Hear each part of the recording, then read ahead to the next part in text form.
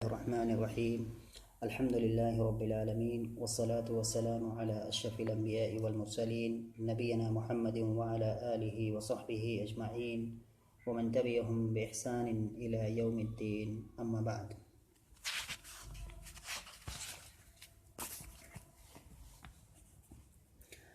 پچھلے درس کے اندر متنبی کے اشعار کو ہم پڑھ رہے تھے، اور جو سب سے آخری شعر جس کے بارے میں بات چل رہی تھی وہ یہ شعر تھا: وَمَن يَجْعَلِ الزِّرْغَامَ بَاسًا لِصَيْدِهِ تَصَيَّدَهُ الزِّرْغَامُ فِيمَا تَصَيَّدَ، جس کا معنی تھا کہ جو آدمی شیر کو اپنے شکار کے لیے بطور باز استعمال کرے گا یا اپنے شکار کا باز بنائے گا، تصیدہ الزرقام فیما تصیدہ، تو شیر اس کا بھی شکار کر لے گا ان تمام یا ان جملہ شکاروں کے اندر جن کا وہ شکار کرے گا۔ یعنی اس کا معنی یہ تھا کہ آدمی کو اپنے کام کو پورا کرنے کے لیے کسی ایسے آدمی کا سہارا لینا چاہیے جو آدمی اچھا ہو، جو اس کے تئیں وفادار ہو، جس کی صفت میں غداری نہ ہو۔ اگر کوئی آدمی ایسے آدمی کو اپنے کام کرنے کے لیے ذریعہ بناتا ہے جو غدار ہو، جو امانت دار نہ ہو، جو خیانت کرنے والا ہو، تو ایسی صورت میں وہ اس کے کام کو برباد کر کے رکھ دے گا، اس کے لیے مصیبت ہی مصیبت لے کر کے آئے گا۔ جیسے شیر کی بات ہے، آدمی شیر کے ذریعے سے شکار کرے گا تو کیا کرے گا؟ خود آدمی کا بھی وہ شیر شکار کر لے گا، کیونکہ اس کی فطرت میں ہے حملہ کرنا، شکار کرنا، مارنا، چاہے آدمی ہو، جانور ہو، کوئی بھی ہو۔ اس کے بعد آگے شاعر کہہ رہا ہے کہ آگے والا جو شعر ہے اس کے اندر بات کہہ رہا ہے کہ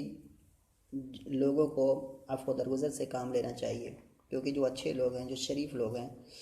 ان کو اگر قابو میں کرنا ہے، ان کو اگر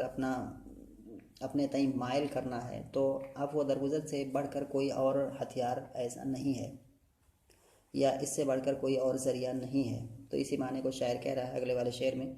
کہ وَمَا قَتَلَ الْأَحْرَارَ كَالْعَفْوِ أَنْهُمُ وَمَنْ لَكَ بِالْحُرِّ الَّذِي يَحْفَظُ الْيَدَ۔ وَمَا قتل معنی ایسا ہوتا ہے، لغوی معنی مار دینا، قتل کر دینا۔ تو وَمَا قَتَلَ الْأَحْرَارَ، اور احرار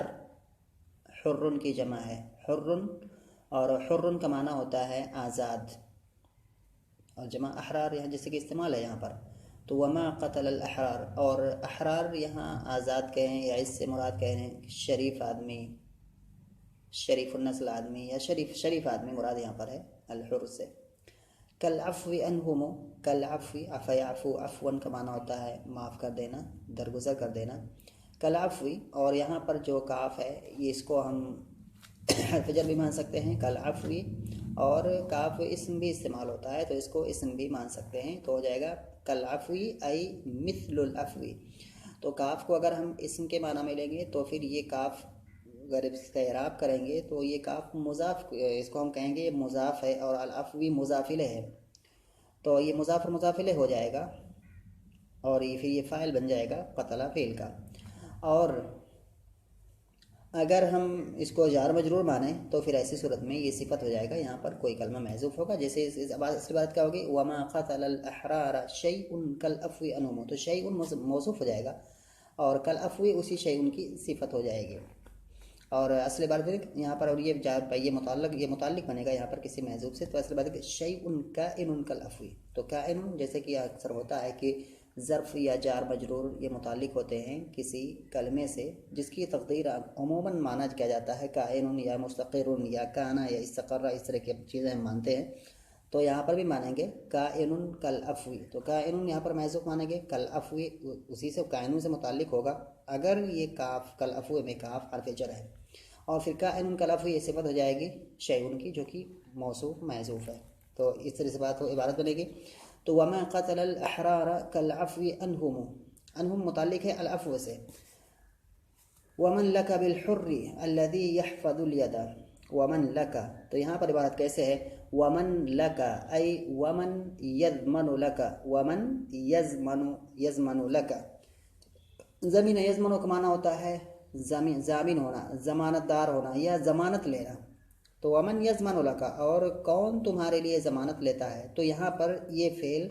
महसूफ मानना पड़ेगा, तभी ये इबारत यहाँ पर क्या है बैठेगी। वमन यज़मनु लका बिलहुर, अलहुर यहाँ भी क्या है आज़ाद, जिसका माना होता है यहाँ भी शरीफ आदमी मुराद है, और इसकी जमा अल अहरार पीछे आ चुकी है। वमन लका बिलहुर ऐ वमन यज़मनु लका बिलहुर्रि अल्लज़ी यहफ़ज़ुल यदा, अल्लज़ी यहफ़ज़ुल यदा, हफ़िज़ यहफ़ज़ु के माना होता है हिफाजत करना या हिफाजत से रखना किसी चीज़ को, ये माना होता है अल्लज़ी यहफ़ज़ुल यदा। और अल यद जो यहाँ पर है, यद के माना वैसे तो होता है हाथ, यदुन के माना हाथ, जमा ऐदी, लेकिन यहाँ पर हाथ अक्सर जगह हर जगह हाथ ही नहीं मुराद लिया जाता है, बल्कि इससे क्या होता है एहसान या नेमतें भी मुराद लिया जाता है। एहसान को एहसान हो या नेमतें हों, ये सारी चीज़ें भी अलियत से मुराद ली जाती हैं, क्योंकि ये सबब है। अलियत क्या है सबब है, और एहसान क्या हो जाएगा मुसब्बब। तो यहाँ से सबब बोल करके मुसब्बब मुराद लिया जाता है, क्योंकि आदमी जब किसी के साथ अच्छा बर्ताव करता है, किसी के साथ एहसान करता है, किसी को क्या है कुछ अता करता है, तो वो सहारा किसका लेता है, हाथ का सहारा लेता है। हाथ से कोई आदमी किसी को कोई चीज़ देता है, अता करता है, देता है, उसके ऊपर एहसान करता है, तो ये हाथ क्या है सबब है इस एहसान का, इस अतिया का। तो इसीलिए क्या है यद बोल करके सबब बोल करके मुसब्बब मुराद लिया जाता है। तो यहाँ भी यद क्या है मुराद नहीं है, बल्कि यद से मुराद क्या है एहसानात मुराद हैं या एहसान मुराद है।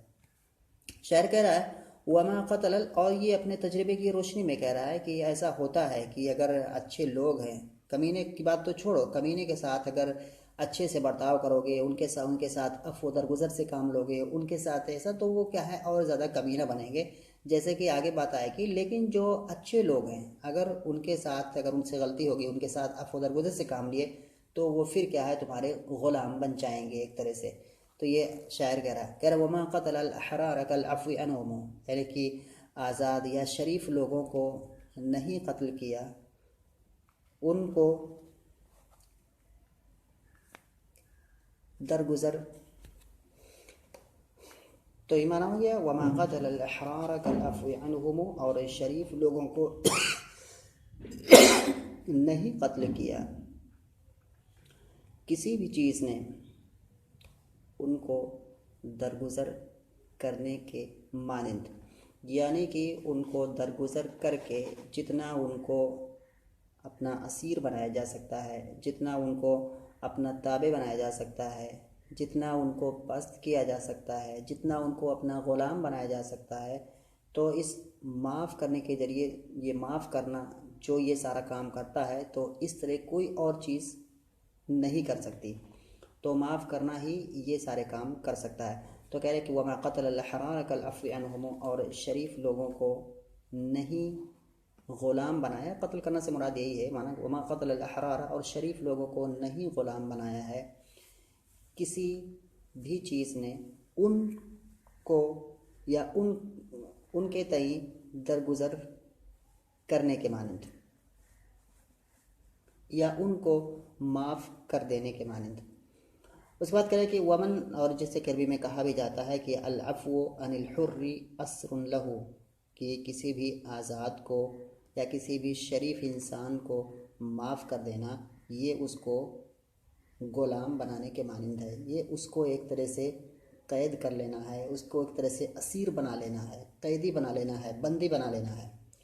उसके बाद शायद कि वमन लका बिलहुर्रि अल्लज़ी यहफ़ज़ुल यदा, और फिर एक तरह से यहाँ पर शायर भी कह रहा है कि जो शरीफ लोग हैं तो उनको अगर माफ़ कर दिया जाए, तो इस काम के ज़रिए से एक आदमी, इस शरीफ आदमी को अपना असीर बना सकता है, और ऐसा उसको करना चाहिए। अगर कोई अच्छा आदमी है, अगर उससे गलती हो जा रही है, सरजद हो जा रही है, तो उसको क्या है इस शरीफ आदमी को जो है माफ़ कर देना चाहिए,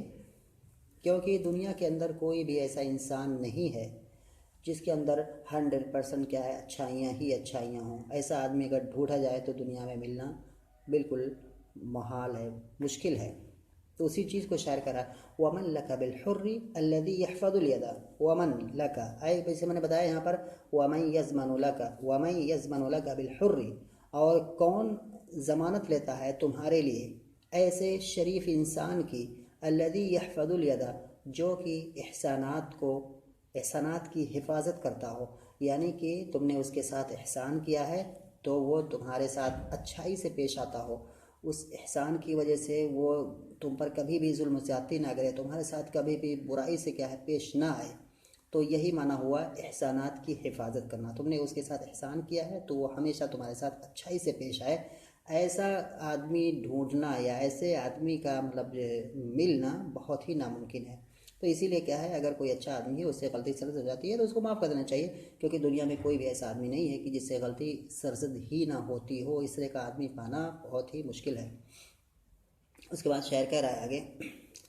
اذا انت اکرمت الکریم ملکتہ وان انت اکرمت اللئیم تمردا۔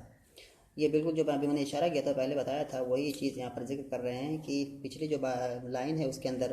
شریف لوگوں کا تذکرہ تھا کہ شریف لوگ ایسے ہوتے ہیں، اگر ان کو معاف کر دیا جائے تو کیا ہے وہ ہمیشہ کے لیے کیا ہے آدمی کے غلام بن جاتے ہیں ایک طرح سے، لیکن کمینہ جو ہوتا ہے، کمینے کو اگر معاف کرو گے تو کیا ہے وہ اور زیادہ کمینگی دکھائے گا۔ تو یہاں اسی چیز کا تذکرہ ہو رہا ہے، اذا انت اکرمت الکریم ملکتہ وان انت اکرمت اللئیم تمردا۔ اکرمہ معنی ہوتا ہے اکرمہ یکرم، اکرامن کا معنی ہوتا ہے عزت کرنا، تعظیم کرنا، الکریم معنی شریف آدمی، جمع کرام، ملکتہ یعنی کہ ملک یملکو کا معنی ہوتا ہے مالک ہونا کسی چیز کا، وَإِنْ أَنْتَ أَكْرَمْتَ اللَّئِيمَ تَمَرَّدًا۔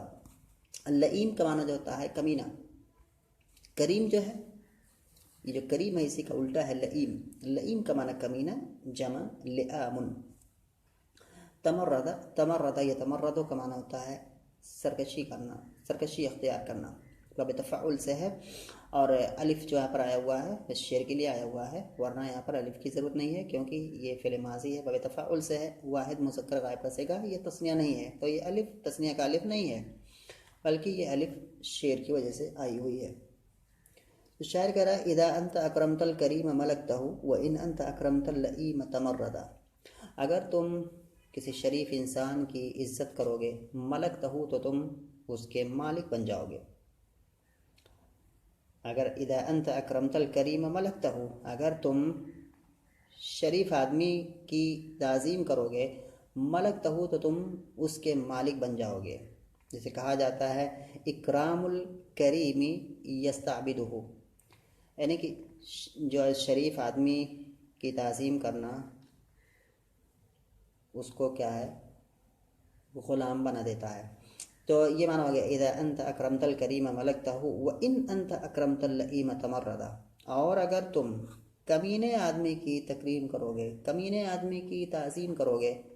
تو وہ کمینہ ہو جائے گا، تو وہ اور زیادہ کمینہ ہو جائے گا۔ تو کافی بہت اچھا شعر ہے، زبردست شعر ہے، وَإِنْ أَنْتَ أَكْرَمْتَ اللَّئِيمَ تَمَرَّدًا، اگر تم کمینے آدمی کی تکریم کرو گے تو وہ اور کمینگی دکھائے گا اور کمینہ ہو جائے گا۔ اس کے بعد شاعر کہہ رہا ہے وَوَضْعُ النَّدَى فِي مَوْضِعِ السَّيْفِ بِالْعُلَى مُضِرٌ كَوَضْعِ السَّيْفِ فِي مَوْضِعِ النَّدَى۔ وضع یضع کے معنی رکھنا، مصدر ہے یہ، الندى کے معنی سخاوت، الندى سخاوت کو کہتے ہیں، وضع الندى یعنی کہ سخاوت کو رکھنا یا سخاوت کو اپنانا، کہاں پر؟ فی موضع السیف، سیف کے معنی تلوار، جمع سیوف، تو موضع السیف یعنی کہ تلوار کی جگہ میں۔ تو کیا ہے کہ سخاوت کو اپنانا تلوار کی جگہ میں، جہاں پر تلوار استعمال کرنی چاہیے تھی، جہاں پر سخت ہونا چاہیے تھا، وہاں آدمی نرمی دکھائے تو یہ کیا ہے، یہ آدمی کے لیے نقصان دہ ہے، اس کی جو عزت ہے، اس کی جو شرافت ہے، اس کی جو بلندی ہے، اس کے لیے یہ نقصان دہ ہے، اس کو نقصان ہی پہنچے گا۔ تو شاعر کہہ رہا ہے کہ سختی کی جو جگہ ہے وہاں پر آدمی نرمی دکھائے تو یہ اس کے لیے نقصان دہ ہے۔ جیسے کہ اگر آدمی کہیں پر نرمی اپنانا ہے، نرمی کی جگہ ہے، وہاں پر آدمی سختی اپنائے تو وہ نقصان دہ ہے، تو دونوں جگہ نقصان ہوتا ہے۔ ایک جگہ آدمی کیا ہے سختی کرنے کی جگہ ہے، وہاں آدمی نرمی دکھائے تو یہ اس کے لیے نقصان دہ ہے۔ ایسے ہی کہیں نرمی دکھانے کی جگہ ہے، نرمی سے پیش آنے کی جگہ ہے، وہاں آدمی سختی سے پیش آئے تو یہ بھی کیا ہے نقصان دہ ہے۔ اسی چیز کو شاعر کہہ رہا ہے وَوَضْعُ النَّدَى فِي مَوْضِعِ السَّيْفِ بِالْعُلَى مُضِرٌ، بالعلا مضر، العلا کے معنی بلندی، شرافت، عزت، یہ تمام معنی اس کے ہو جائیں گے، اور یہ متعلق ہے بالعلا، یہ متعلق ہے جار مجرور کس سے؟ مضر سے. تو اصل عبارت کیسے ہے؟ ووضع الندى فی موضع السیف مضر بالعلا. اور نرمی کو رکھنا، یعنی کہ سخاوت، اگر لفظی معنی کریں گے تو ہو جائے گا سخاوت کو رکھنا تلوار کی جگہ میں مضر بالعلا، عزت کے لیے یا بلندی کے لیے، یا عزت یا اور بلندی کو نقصان پہنچانے والا ہے، یا عزت اور بلندی کو نقصان پہنچاتا ہے، یا عزت اور بلندی کو نقصان پہنچائے گا. تو یہاں پر یہ ہوگا، یا اس کو ہم اور عام فہم یا مفہومی اعتبار سے کہیں تو کیا ہو جائے گا کہ نرمی کو اپنانا سختی کی جگہ میں عزت اور بلندی کو نقصان پہنچانے والا ہے. كوضع السيف في موضع الندى، وضع السيف جیسے کہ تلوار کو رکھنا ہو کہاں پر؟ نرمی کی جگہ میں. جیسے کہ تلوار کو رکھنا نرمی کی جگہ میں، یعنی کہ جیسے سختی کو اپنانا نرمی کی جگہ میں. تو جیسے سختی نرمی کی جگہ میں نقصان دہ ہے، ایسے ہی ہمیں تو ہو جائے گا كإزرار وضع السيف في موضع الندى، جیسے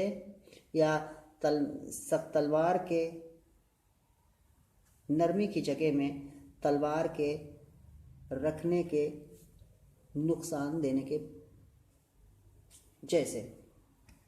یہ لفظی معنی ہو گیا. لفظی معنی اگر نہ کریں تو زیادہ بہتر ہوگا، مفہومی زیادہ جائیں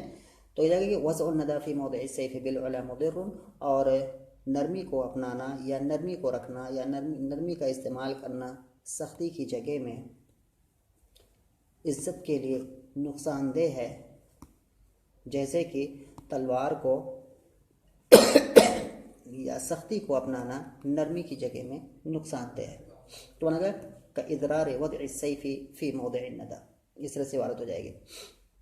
اس کے بعد آگے شعر کر رہا ہے متنبی، وَلَهُ فِي مَدْحِ التَّدَبُّرِ وَالتَّرَوِّ فِي الْأَعْمَالِ. وَلَهُ أي وللمتنبی فی مدح التدبر. تدبر کا معنی ہوتا ہے غور و فکر کرنا، یہ معنی ہوتا ہے تدبر کا. تروی کا معنی ہوتا ہے، اس کا معنی بھی ہوتا ہے التفکیر ملین، یعنی کہ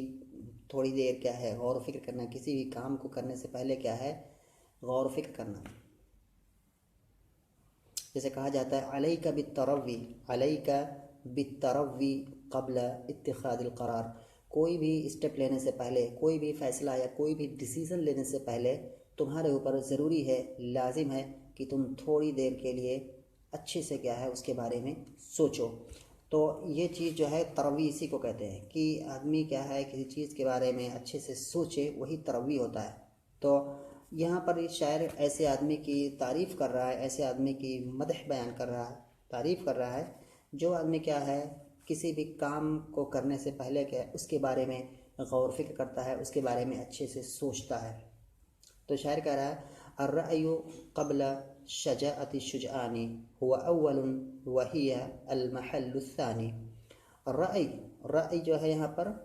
رأی کے معنی رأی سوچنا، یہ معنی ہے. تو الرأی قبل، اور رأی جو واحد ہے اس کی جمع آئے گی آراء، آراء. تو اس کی جمع جو آتی ہے یہ جمع مقلوب ہوتی ہے، جیسے کہ ہم کہتے ہیں رأیٌ، تو اس کی اصل کیا آنی چاہیے جمع ارآن. ارآن اگر ہم اس کے اصل پر لائیں گے تو ہو جائے گا ارآن. تو یہ اس کی اصل جمع آئے گی اصل وزن پر جو ہے ارآن. لیکن دوسری جو جمع عام طور پر استعمال ہوتی ہے آراء، آراء، آراء، رأیٌ، آراء. تو آراء جو ہے یہ مقلوب ہے، یعنی کہ اس میں کیا کیا گیا ہے آراء جو عین کلمہ ہے، را کے بعد یہ رافع کلمہ ہے، حمزہ عین کلمہ ہے، یا لام کلمہ ہے. تو یہ جو حمزہ جو کیا ہے یہ عین کلمہ ہے، اس کو فا کلمہ پر مقدم کر دیا گیا ہے. تو اور اس کے بعد پھر دو حمزہ ہو گئے، پہلا حمزہ آلریڈی ہے رأیٌ ارآن، تو جو پہلا حمزہ ہے یہ بھی حمزہ اسی سے جا کے مل گیا، پھر کیا ہے اس دوسرے حمزہ کو الف سے بدل دیا گیا تو ہو گیا آراء. تو یہ جو ہے مقلوب ہے، ایک دو جمع اس کی، ایک جمع کیا ہو جائے گی ارآ جو کہ جمع اصلی ہے اپنے اصل پر ہے، اور دوسری جمع ہو گئی آراء، یہ جمع اس کے اندر قلب ہے، یعنی کہ ایک حرف کو اس کی اپنی جگہ سے دوسری جگہ کیا ہے رکھ دیا گیا ہے، منتقل کر دیا گیا ہے. الرأی قبل شجاعت الشجعان، شجاعت کا معنی ہوتا ہے بہادری، کہتے ہیں شجع یشجع شجاعت. अब एक करोमा से है जिसका माना होता है बहादुर होना। इसी से आता है शुजाउन, इसका माना होता है बहादुर। और जो शुजान है तो ये शुजान उसी शुजाउन की जमा है। इसी पर इत्तफाक करते हैं इंशाल्लाह अगले दरस में। और